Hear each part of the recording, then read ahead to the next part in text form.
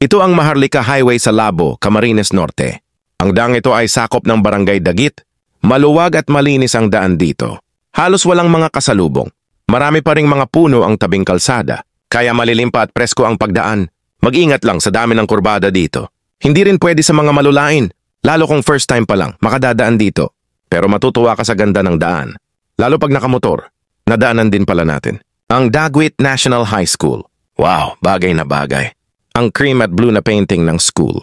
Parang ang sarap tuloy maging high school ulit.